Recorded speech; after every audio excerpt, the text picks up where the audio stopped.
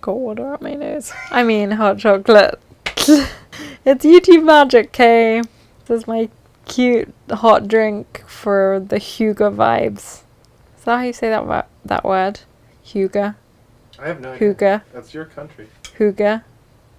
I don't know. I'm a quarter Danish and that word is just hype to me.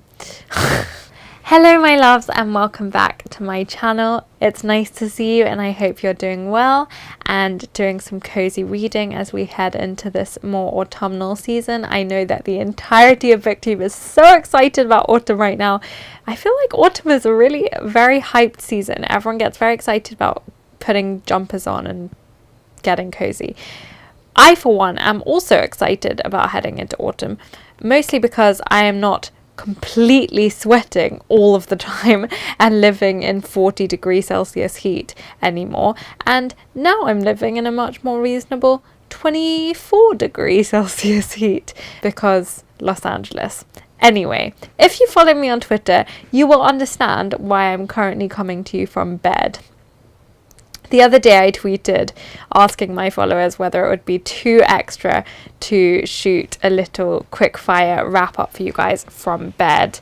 It felt like a bit too much to me just because, I don't know, YouTube feels like this manicured place sometimes, but that is partly why I really like BookTube, is that it's less manicured and it's just people sitting in front of their bookcases and talking about the stuff that we love. So you know what? I am really exhausted. I've just spent a week and a half in New York and then away for some work, and it's been a long few days, so I have some books to talk to you about. I'm going to do it from bed. Hopefully that fits in with the autumnal hygge vibe that everyone's talking about, and yeah, we're just going to go for it. Let me know what you think of this format. Maybe I'll do this like once a month as we head into the winter.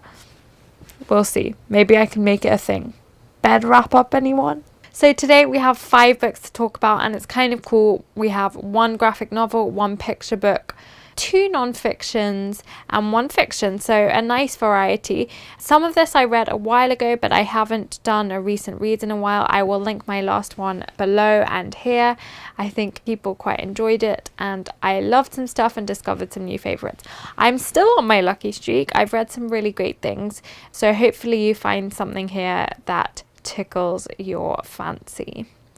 The first thing I want to talk to you about is doing the rounds here, and so it should be because it is deserving of all the love that it's getting, and that is Franklin's Flying Bookshop by the lovely Jen Campbell and her illustrator Katie Hartnett, who are both massive geniuses, and I don't just say that because Jen is my friend. Jen is having a very busy month. I actually don't know how she's still on her feet and doing everything that she needs to do. And she's barely even started the book tours because she has not 1 but 2 books come out. 1 in November and 1, which is Franklin's Flying Bookshop, come out in the past couple of weeks. And today I can tell you about Franklin because now it's officially come out. It's a picture book, and I don't want to tell you the story because it's such a short little book that I don't want it to get ruined for you. But it's about a dragon named Franklin who loves books and a whole bunch of other slightly weird stuff. And he's a wonderful, lovable little creature, except he's not so very little, he's very large, and he's a dragon. So the entirety of the village is very scared of him, which is super heartbreaking because all he wants is to have friends and share his stories with the people around him in his village. The book is beautiful, and that's not only because of the amazing illustrations by Katie Hartnett, but also because of Jen's beautiful words. It's just a little song inside of a picture book. It has got quite a few words for a picture book, so I probably personally wouldn't pick it up for super young little ones, but they are saying 3+, so if you do have little ones that enjoy having stories told to them and will sit for a while, then this is definitely worth it. And I wish I knew more English little ones because I would be giving it out at Christmas, but it's a wonderful book that tells of acceptance and the variety of people and things in the world and how to learn to be accepting of difference. It also is an ode to love of reading and why that's important to foster in children, and how it can bring people together, and how important stories can be in forming friendships and in changing the world. So I love everything about it. One of my best friends, Clem, is a primary school teacher. She teaches year 1, and I have already sung the praises of this book to her, and I will be giving it to her for Christmas. So hopefully it will be coming into her year 1 class, and I'm sure they'll love it. Regardless of whether you're a big kid or you have little kids around you, please pick this up. I promise you'll love it. Jen says that Franklin is one of those characters that really lives for her. I had a conversation with her, and she said that she had always found it a bit weird previously when authors said that their characters were so realistic that they seemed to jump off the page and really live outside of the writing process for them. But for her, Franklin is really one of those animals that lives in real life, and she keeps talking about him flying into bookshops. I think he even flew into some bookshops a bit early because he's a bit cheeky like that. And I really see what she means. Every time now I'm on a plane, I think that I must be on Franklin's wings. And yeah, I think I'll carry a bit of Franklin and what he stands for along with me for a very long time. So thank you, Jen, and thank you, Katie, for bringing him into my life. The next book I have to tell you about is Beautiful Flesh, a body of essays, and that is edited by Stephanie Geschwind. I've never really read anything like this, and I've thoroughly enjoyed most all of it. It's a collection of creative nonfiction, which kind of is a patchwork of essays which are set to create a full body. So all of the essays are about separate parts of the body, some more internal than others. There's a wonderful essay about the usefulness or not of the sinus, for example, and then there's more literal ones about hair. There's a black woman's musings on her hair, and a meditation on the cultural significance of the Jewish nose from a Jewish person, and also an essay from a person with spastic hemiplegia, which is a variation of the condition I have, which is known as cerebral palsy, about the function of one side of their body. So we have a variety of essays which altogether form a multi-gender, multi-ethnic, multi-sexuality even, I guess, perception on the human body as a whole, and how it varies from person to person, and the kind of cultural significance that it has, and how we talk about the human body, and the kind of ways that we've learnt to talk about the human body, and the things that are appropriate to say and not appropriate to say. I love creative nonfiction. It's a genre that I love to write in. In fact, I will take the plunge.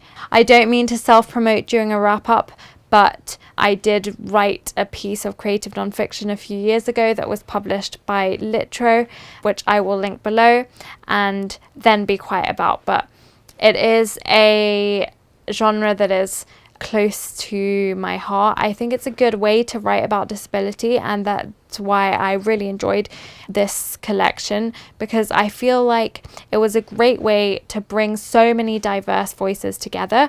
Obviously, with an anthology, you can never like every single one of the pieces, and there were ones that I preferred more than others. There's a beautiful one written in the second person about the spine, someone having spinal surgery, which I thought was absolutely beautiful, and which really has stayed with me since I read it. I laughed a lot, also a lot of very humorous voices, but it's something that I've never really read anything like.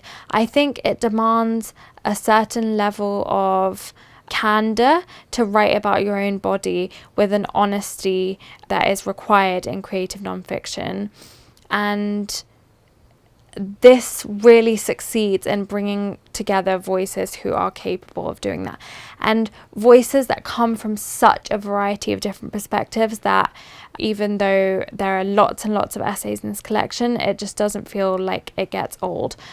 I learned about a lot of things that I hadn't really thought about, and I think it's always great, especially when it comes to the way in which we inhabit our physical bodies, to listen to people whose bodies are so different from our own. And so from that perspective, I'm really grateful that I read this. It was an excuse to kind of come out of my own echo chamber. I spend a lot of time in disability circles, and people with disabilities are a diverse bunch. And so we don't all have the same way of talking about our bodies, of course, but it can kind of become like a rehashing of the same concepts if you operate in those kinds of circles. And that's why it was nice to read something like this, just because it opened my mind to ways of thinking that I hadn't previously considered, as well as confirming some of the things that I have gone through in my life. As a person who thinks a lot about her own body and other people's bodies and how they exist in the same space whilst being so different, and as a person who writes a lot about that, I really, really enjoyed this. The third thing I have to tell you about is a graphic novel that was in a recent currently reading video called The Best We Could Do by Thi Bui. Now, as I said in that video, this is a story of the author. It's a graphic memoir, and it's kind of her years of research that she did through in-depth interviews with her family members and the people around her about their lives coming from Vietnam, fleeing from the Vietnam War to the United States and bringing up their children in the United States, and the effects that had on them as a family. Now, the author was 5 years old when she came from Vietnam to the United States, so obviously she doesn't have a lot of memory of being in Vietnam. That's where I think this memoir is particularly interesting, because you can really, really see the years of research that went into it and the kind of importance that the author places on the weight of oral history and what difference that can make to the creation of a memoir in whatever form it is, graphic or otherwise. You can really feel the respect that she has afforded to the voices of her family members. And that is particularly interesting because it's made clear at the start of the memoir that she herself, the author, has recently become a mother to her first little boy. And the act of becoming a mother and having this kind of new responsibility has opened her eyes to some things that she probably wouldn't have understood about her own parents as a child, and even growing up as an adult, and the difficulty they must have experienced being displaced from Vietnam and having to move from there to the USA, and then having young children, and kind of how intense cultural displacement can be and how confusing that can be for a family, and the ripple down effect of that stress on them and on their children and on everyone around them. And also, of course, the important cultural considerations that come with the Vietnam War and that whole bit of history, and the kind of emotional impact that has on her parents and her, and how she will bring up her children. The art is so beautiful in that currently reading video. I showed you some footage of the art. It's kind of got this like orangey light, which to me really emphasized the kind of nostalgic air that this whole memoir had. A lot of it is very sad. A lot of it really tastes of realization on the author's part. It's almost as if as she listens to her family tell her this story, and particularly her father, who she didn't have the best relationship with as a kid, who she always found very severe, she never understood why he was so strict, why he seemed so serious. And in getting this oral history from him, in really listening to his story and understanding who he was as a little boy and then as an adult, and the kind of weight of the responsibility that was on him, she begins to understand the man that she thought she knew and how that differs from who he is in real life. And I think that's universal, really. As adults, we start to understand our family members, and especially our parents, as more than just parents, and actually just as fellow adults who are navigating the world, who have all of their own baggage to bring with them. And for me, that's really what stayed with me about this memoir. How our conversations change with our families as we get older, and the importance of kind of getting on the same plane as your parents and realizing that they're human beings first and foremost before being your parents. Of course, if you are at all interested in themes of immigration and displacement and all of those things that we talk about quite often on this channel, then this will be for you. I honestly picked it up without ever having heard of it, and I'm so glad I did, because the way that it was written was so heartbreakingly honest and really quite poetic. So it's a very enthusiastic recommendation from me.